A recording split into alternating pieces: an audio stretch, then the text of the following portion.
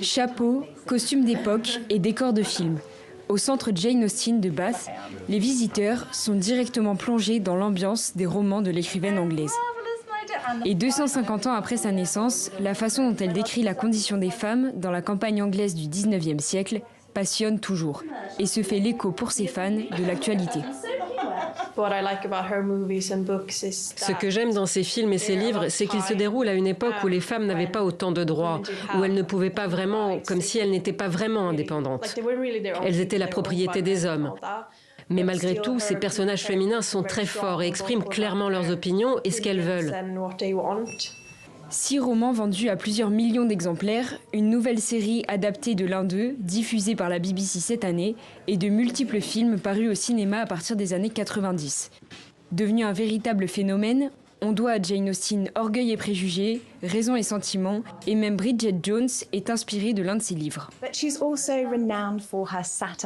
Elle est réputée également pour sa satire et elle a donc un véritable commentaire sur les aspects sociaux. Ainsi, en plus d'être bien sûr une écrivaine féminine très forte, elle commente également les systèmes de classe sociale et les droits des femmes. En septembre prochain, un festival consacré à Jane Austen se déroulera à Bath. Habillés en costume d'époque, les participants devraient être nombreux à rejoindre le bal et à défiler dans les rues de la ville. Je pense que nous aurons un afflux encore plus important de fans d'Austen. Je pense que les gens réalisent exactement à quel point elle était importante.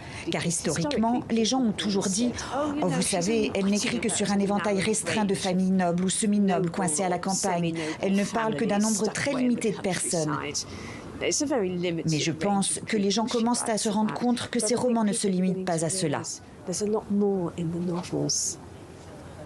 L'écrivaine, qui a vécu quelques années à Bath, est décédée sans jamais s'être mariée à l'âge de 41 ans.